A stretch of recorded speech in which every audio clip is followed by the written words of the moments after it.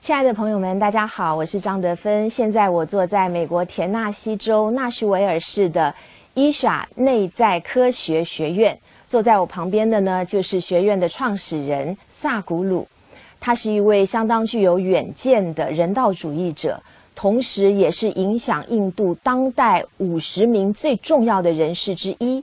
当然，他也是一位伟大的瑜伽士。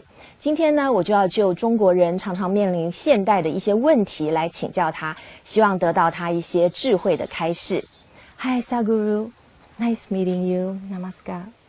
So first of all, I'd like to ask you one question. That is, China is now developing very fast. But with the growth of the economy, people are getting less and less happy. Many people having the depression symptoms, and many of them committed suicide, which create a huge problem for the society.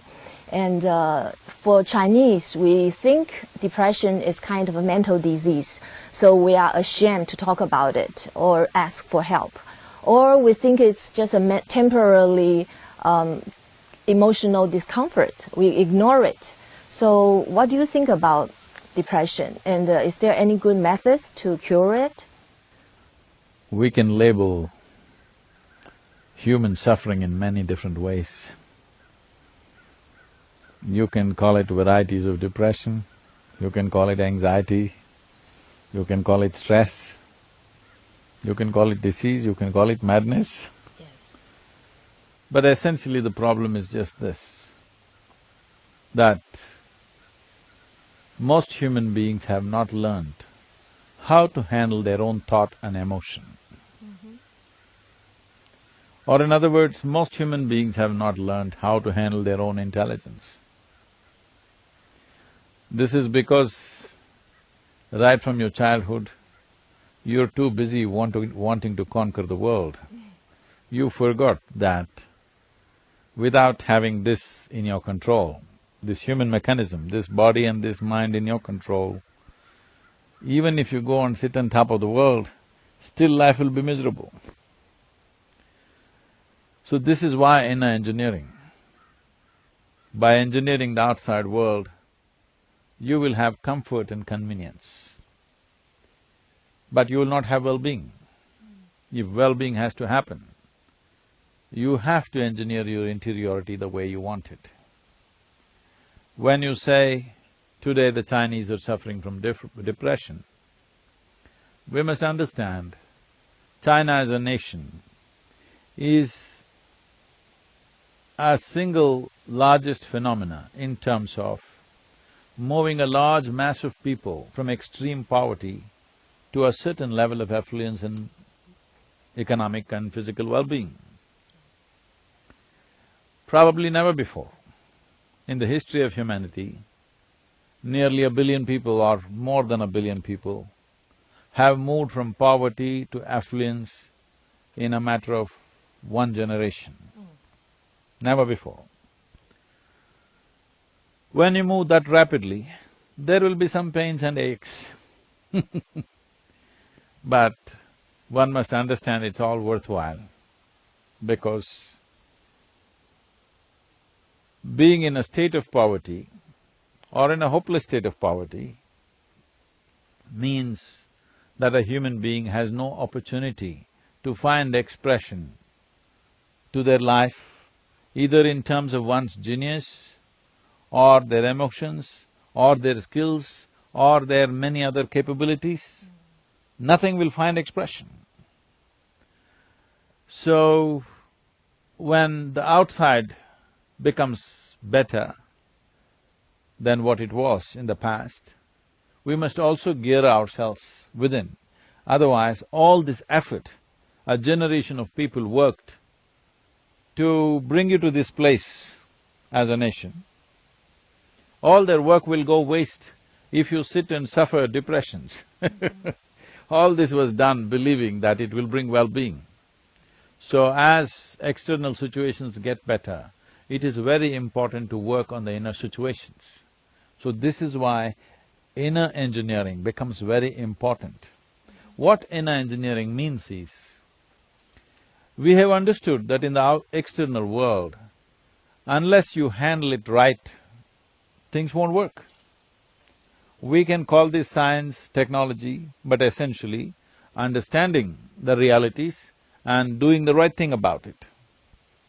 Isn't the same attitude and approach equally important when it comes to interiority?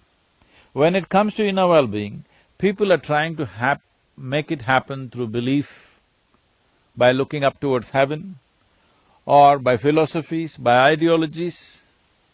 No, inner well-being also needs to be approached in a scientific manner. As we understand that the external realities must be understood in a scientific manner and handled with appropriate technologies, similarly inner well-being must be approached as a science and handled with appropriate technologies. It is these technologies for well-being that I'm referring to as inner engineering. Okay. So can you share with us some words about inner engineering? It's some philosophy and also techniques about yoga asanas or breathing techniques or meditation that can help us to do the inner transformation. I would like to correct the question. There is no philosophy. Yes. No philosophy. Yes. A scientific understanding of how this functions, and then methods as to how to make it work. There are many ways to look at this, there are many complex ways of looking at it. One simple way of looking at it is, see what you call as my body right now. They say, whoever measured it, they're saying that every second of your life, 37 followed by 21 zeros, that many chemical reactions are happening in this body. I'm asking you to just give you a perspective, 12 zeros means a trillion. So, 37 followed by 21 zeros, whatever that number, that many chemical reactions per second. I'm asking, have you even devised a supercomputer which can track that many chemical reactions? You cannot. But this is a supercomputer like that. Only problem is you have not even bothered to read the user's manual. Yes. So now, we want to teach you a technology through which you can create the right kind of chemistry. When I say the right kind of chemistry, today modern medicine and science is clearly telling you, every human experience has a chemical basis to it. What you call as peace is one kind of chemistry, what you call as joy is another kind of chemistry, what you call as ecstasy is another kind of chemistry, agony, anxiety, depression, stress, every human experience has a chemical basis to it. Now, we are looking at how to create a chemistry of blissfulness, that by your own nature, you're joyful, not because of something that's happening around you, because of what's happening within you, you're joyful. Right now, if you have to be joyful, we have to fix the entire world. Now in a generation, China as a nation has fixed many things on the outside. Now people are complaining about depression because unless you fix the interiority, your experience of life will not be good. Comfort and convenience will come, but well-being will not come.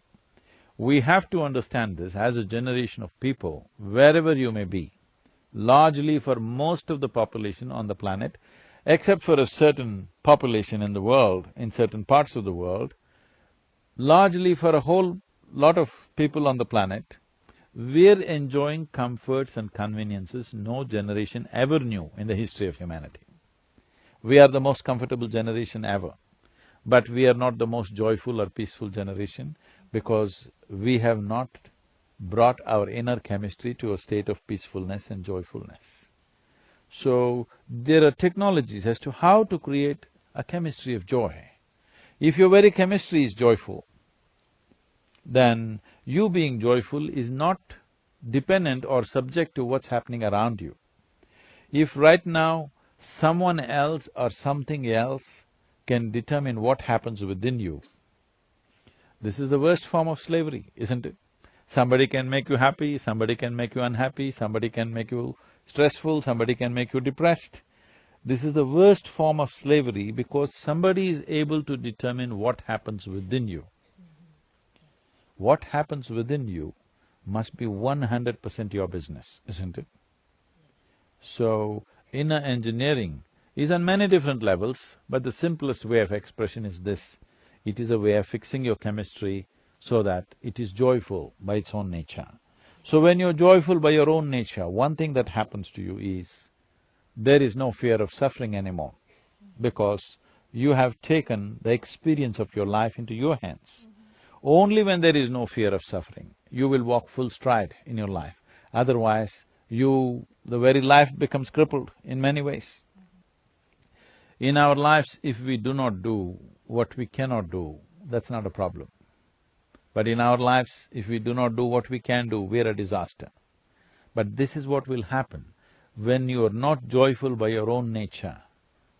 The fear of suffering will not allow you to do even those things that you can do in your life. So, if you want to avoid this tragedy of life, that you are not a crippled life, one fundamental thing that should happen to every human being is that there is no fear of suffering. Whichever way the outside is, this is how I will be. If this assurance comes to you, then you will explore your life with much more profoundness than ever before.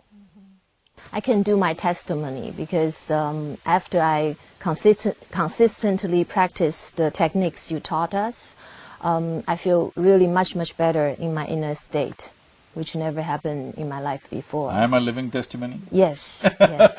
And all your disciples, when I met them, I can tell they are really in joy and happiness. I can show you people, in the last 10 years, they have not had a moment of stress, anxiety, anger, nothing. They just live peacefully and joyfully. Yes.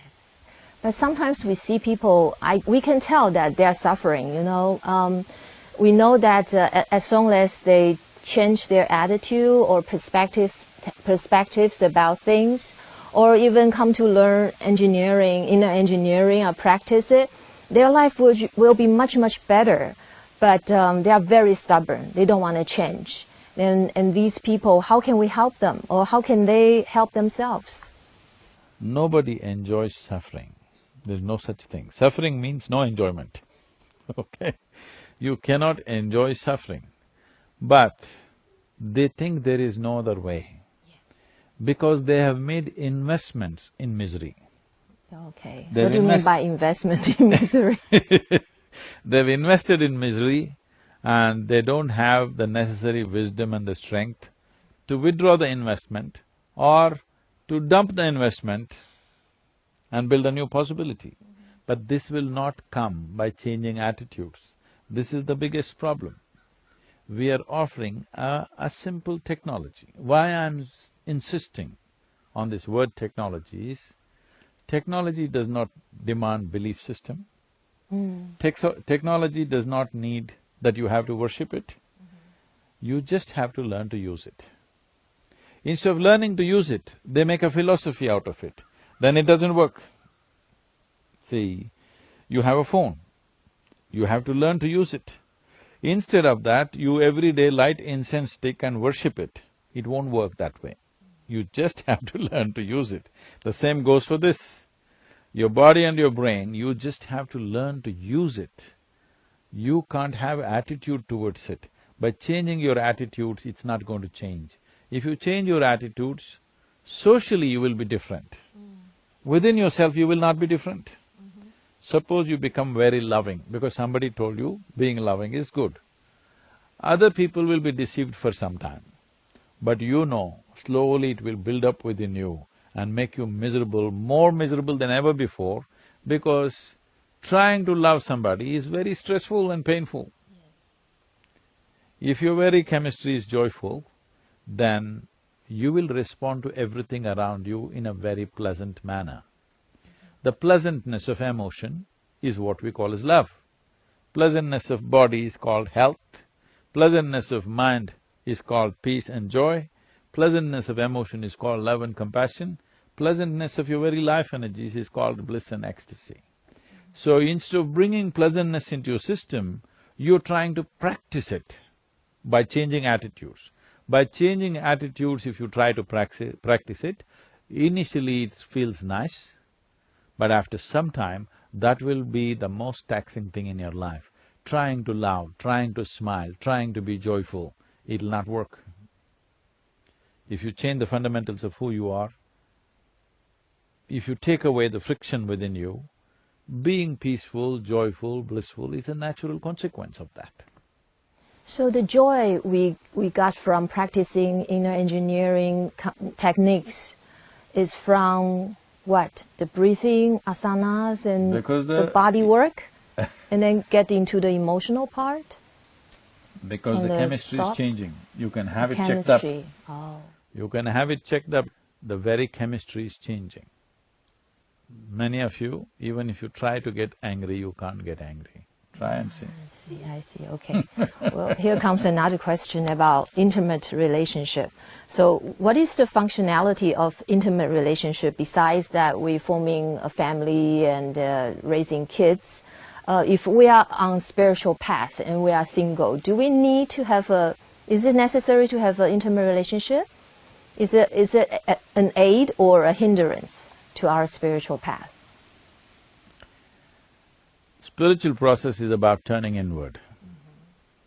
When it comes to going inward, you can't go hand in hand with somebody. Nobody else can go inside except you. This is a private place. So if you have needs, if you have physical needs, psychological needs, emotional needs, economic or social needs, you form relationships to fulfill that. That's not for something for me to comment because it is an individual need. Each individual may have different kinds of needs. For some it may be mild, for some it may be strong. It is an individual requirement. There is no common prescription that everybody should have a relationship or everybody should not have, there's no such thing. Anyway, to quote somebody, when someone asked this question to Gautama, the Buddha, Gautama said, "It's better to walk alone than to walk with a fool." Not me, I didn't say that. Gautama the Buddha said this because he believes only a fool will choose to walk with you. I'm not saying that, Tiffany. But intimate relationships sometimes can really break your shell and bring yourself to see that, what's going on inside of you. Sometimes we tend to ignore it. We pretend to be peaceful. But whenever it comes to intimate relationship, it gets so difficult to remain peaceful and happy and joyful all the time.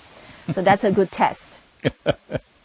It depends who you're with. How about a wise guy? If I date a wise guy. A wise guy may not date you. Okay, because I'm stupid. All right, okay, got that. Okay, another question is very China specific. In China, like filial piety is the essence of our 5,000-year culture. Which means you have to be very obedient to your parents, listen to them, bonded with them. But with the transition of time right now in the modern society, many of the old concepts doesn't work anymore. So, but I see many people are still attached to their parents and entangled with their parents, which will impact their welfare, happiness, and independency. Can you shed some light on this? I don't think filial piety has been the way of life for 5,000 years. It cannot be in any society. Maybe it has been there for the last maybe a few hundred years. I would say that is the downfall of a society. Maybe China, which was a great culture at one time, went down mainly because of this filial piety, because what this means is obedience is all. Obedience means there is an authority. It may be a parent, it may be a priest, it may be God, or it may be a scripture. Whatever the authority says must be right. This will destroy human intelligence. If you make authority the truth, then everything is destroyed. Truth should be the only authority. The next generation should do something that we could not imagine possible. Only then it is fruitful to have a next generation. If the next generation is going to take instructions from us on all levels and do only what we want, then it's a meaningless next generation. There is nothing next about it. It is just graveyard of the past popping up in future, which is waste of life. We produce a next generation because we believe it's a new possibility. If it's not a new possibility, it just takes instructions from the old, then it's a no good new generation. And instead of those, because of their authoritative nature, who could not earn the necessary love and affection from their children, love, affection, respect must be earned, must never be demanded. The moment you demand it, it becomes ugly. So at least in the parent-child relationship, it's important that respect, love, affection, one must earn. If you simply demand it, you become an authority. If you are an authority, you will always be resented. So if resentment is the basis of one's relationship, it can never be beautiful. It has to become ugly after some time. Above all, it stagnates a society. I think it's good that you mentioned this because China is a clear example of a great culture becoming stagnant over a period of time and going down completely. Now once again, you came up not because you became obedient, you came up because of a revolution. A revolution means the young generation started doing something that the parents never imagined possible. Yes. So, yeah, here comes another related question, which means in China, people tend to choose to live the right way, which means in accordance with the mainstream value. But if they want to seek for self-value or the meaning of life or higher goal, which will in conflict with what their parents or the society agrees. So, what's your suggestion? How should we live our life the best? And then how to live like truthfully and naturally? Truth is a natural happening. If you invent it, that's called a lie. Truth is not something that you invent. Truth is something that you realize. Lie is something that you invent. So you don't have to say truthfully, naturally. What is naturally is truth. So, should one follow the precepts of the past or should one come to something new? There should not be a compulsion about breaking the rules of the past. Nor there should be a compulsion that you must only do it the way of the past. It is important that every generation looks at what is really needed, what is not needed. If you do not discard the garbage that you develop in your house, after some time, your whole house will be a garbage bin, isn't it? Every day you must throw out the garbage, then only the house is clean. Similarly in our lives, many things that don't work, we must throw them out on a daily basis. If we don't do that, as a culture, if you don't do it for hundreds of years, then you become stagnant. When you become stagnant, nothing works. Well, as a culture, the Chinese people have experienced this. That is why a revolution was needed to break that mold. Don't once again go into the same thing. Now, revolution need not be one big upheaval in a society. Revolution is the way we think. Right now, if we are constantly looking for better ways of doing every aspect of our life, I'm saying from the simplest, if you just start looking, what is the best way to sit? Invariably you will come to me, you will want to learn yoga.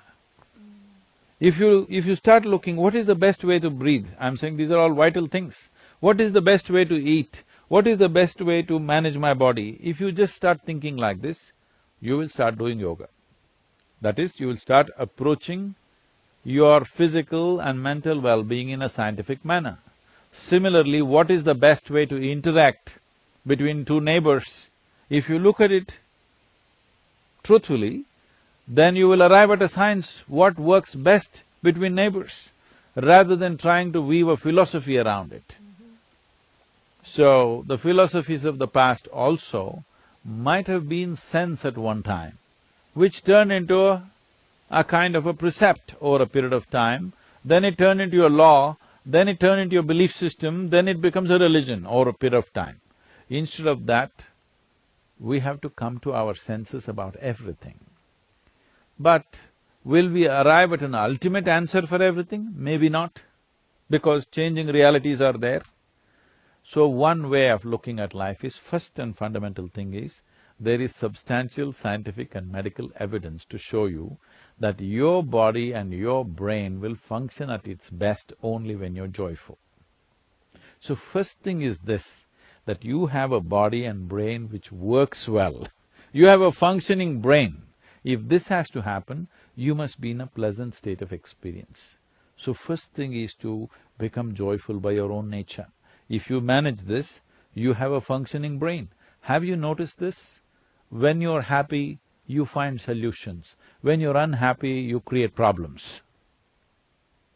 Have you not noticed this in every situation in your life? So, this is important. The first and basic thing, this is not done. People think pursuit of happiness is to be achieved. You must be successful towards the end of your life. No, this is the very first thing, that you are joyful by your own nature. Now you have a functioning intelligence, which is not encumbered by any compulsions. You are in pursuit of happiness means you are encumbered by all kinds of compulsions. I am joyful means you are not encumbered by anything. Now you can look at things just the way they are. Only if you see things just the way they are, not from a prejudiced mind, simply the way they are, then you will also come up with solutions every day, better and better solutions. If you cannot even see what is there because you have prejudiced opinions about everything, then how a solution will come when you don't even figure the problem? How will you come up with a solution? Well, since you mentioned yoga, I do have two questions about yoga. In China, the mainstream yoga practitioners, they are more seeing yoga as a physical exercise to help them like get that's only in slimmer. No, the same everywhere. Get weight loss or enhance their health. So but for advanced practitioners, they may want to see how their practice can go inward to change the inner world. So do you have any suggestion on that? How do you do yoga from outward to inward? The word yoga means union. Are you breathing right now? Yes. You are. But most of the time, most human beings are not conscious that they're breathing. Breath means, on one level, you're in union with the rest of the atmosphere. That's what it means.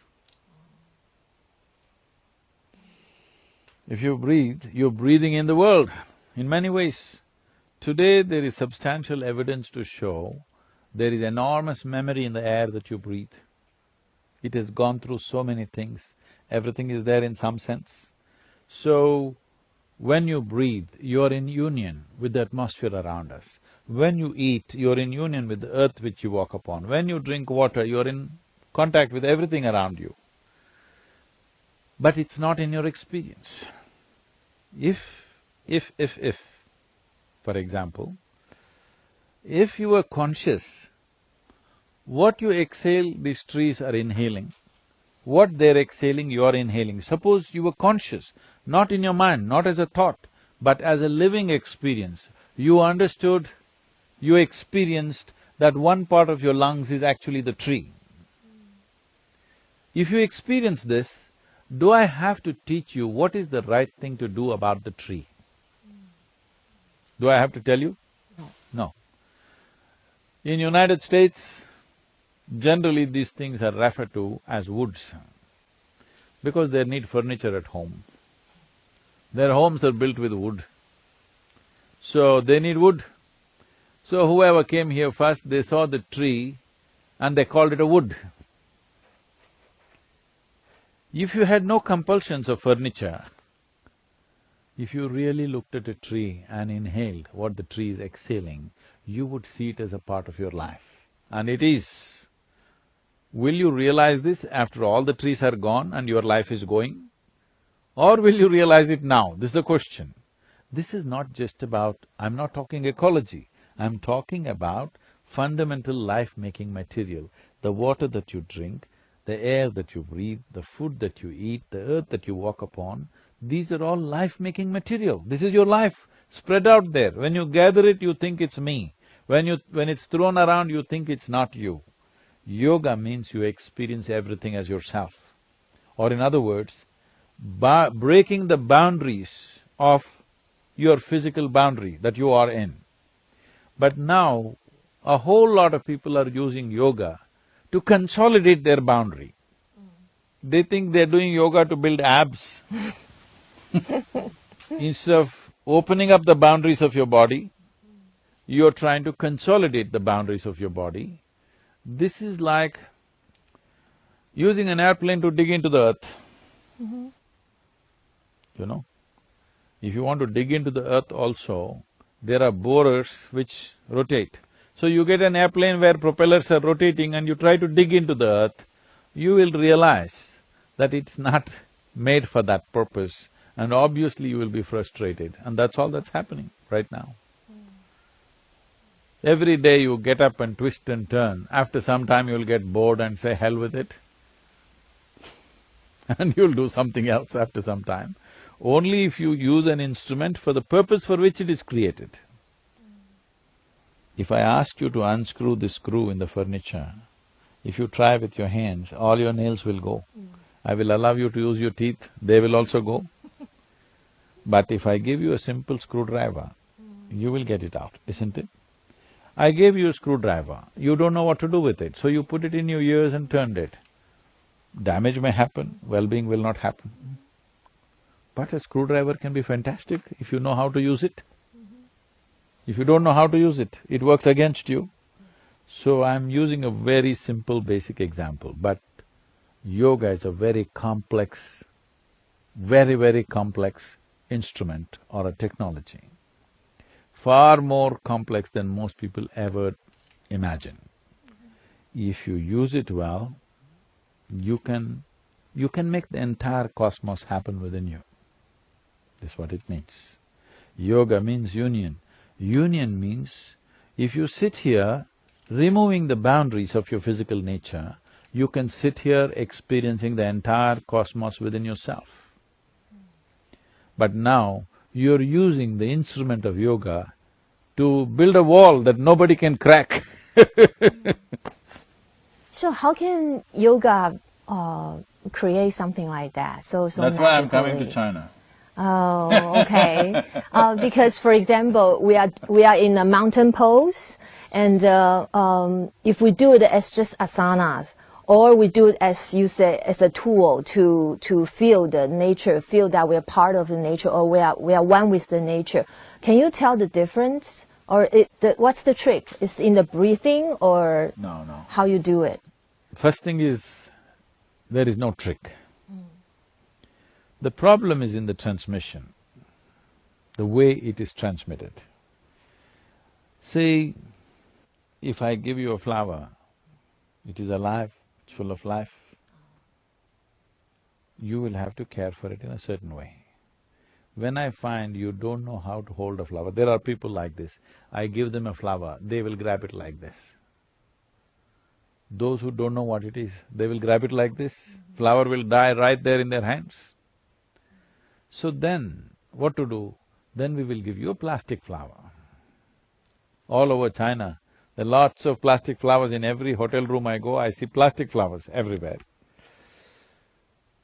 Because for people who are unconscious, plastic flowers are best.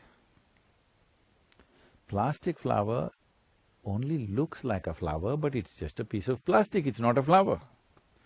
Flower means it is the peak of that life. A plant is there, what is the peak of its life? flowering, isn't it? It's the peak. Flower is a representation of the peak that life can attain to. But you make a plastic flower and give it because it's convenient, and you can hold it whichever way you want, you can even beat your children with it if they're not obedient. Now, you have a piece of plastic which you think is flower. So this is what is happening to yoga. Without the subjectivity, just the instructions are going. So you have a stillbirth. Isn't it better not to get pregnant than to have a stillbirth? So if fitness is what you're looking for, please go swim in the Yellow River, play tennis, climb a mountain, do something for fitness. Yoga definitely gives you fitness, not just physical fitness, it gives you fitness on all levels, but that is not the reason why you practice it. You practice yoga because you want to become one with everything. So in the transmission, there must be subjectivity. Right now, we have become slaves of objectivity because we are not using any other form of intelligence within us except the intellect. If you use only the intellect, is it true that intellect is useful only if it's sharp like a knife? You want a dull intellect or a sharp intellect? Sharp. Sharp. So it's a knife. Now you use a knife to stitch, you will only tear it further. Knife is not an appropriate instrument to stitch.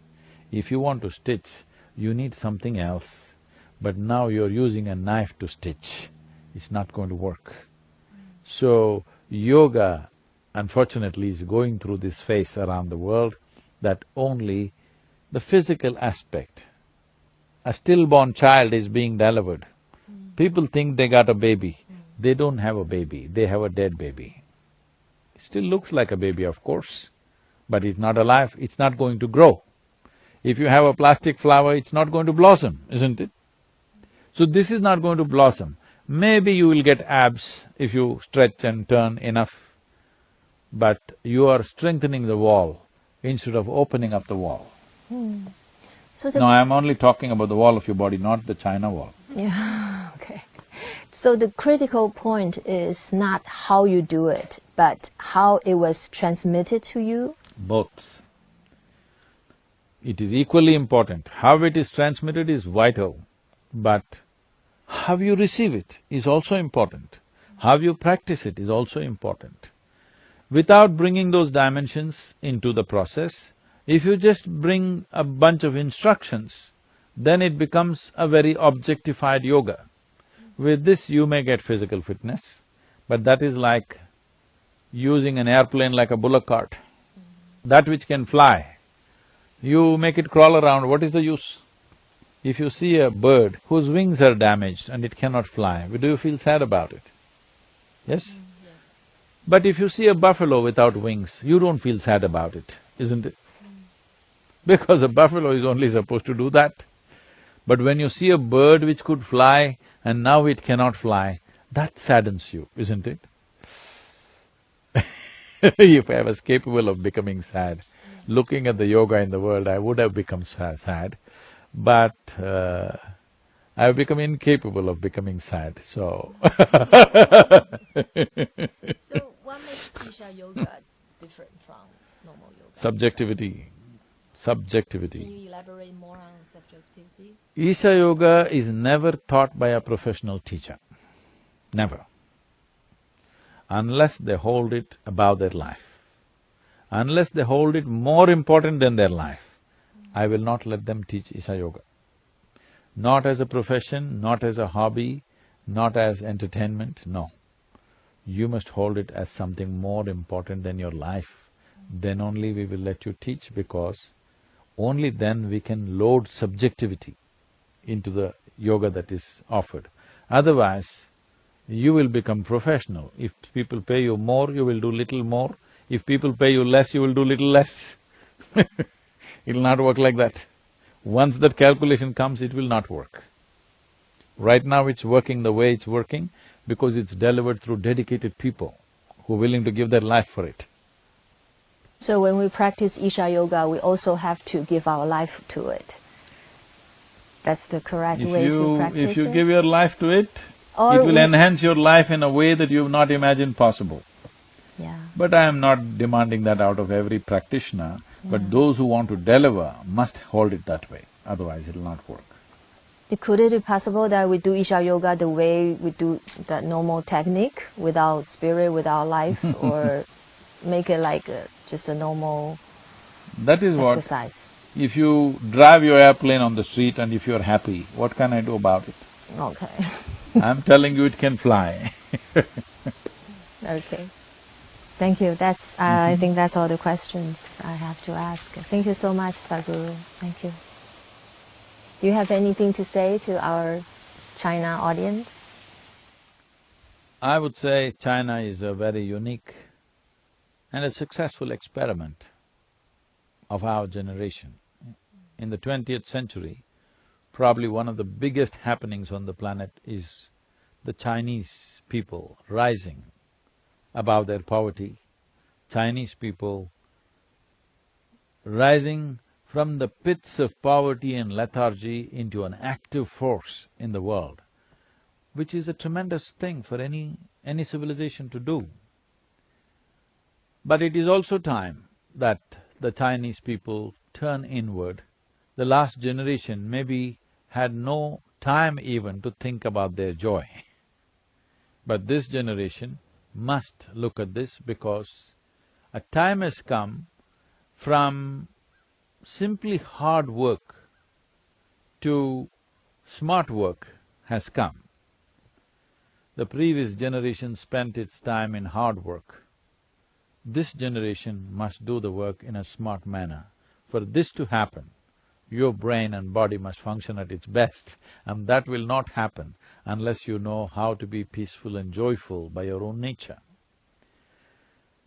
In the process of creating the external, if you destroy the internal, then the very purpose is defeated. We are burning the world for nothing if people are not happy in the end.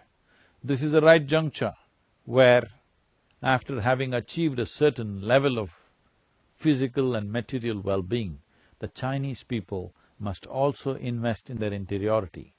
We must give up this insecurity that inner well-being will bring external lethargy. We must give up that idea, because you know from your experience, only when you're truly joyful, you're willing to do whatever is needed. When you're little depressed, we can't get you going, isn't it? You can't get a depressed person to be active and doing what is required to be done. But a joyful person is always willing to run and do things, not walk. He is willing to do everything possible, bend backwards if it's necessary. So this flexibility has to come into the Chinese people. This flexibility has to come into entire administration of the Chinese nation, because I think it's an incredible achievement that 1 billion people have been taken from the depths of poverty to a certain level of well-being in one generation. This is something that the humanity should be proud of, because never before such a thing has happened.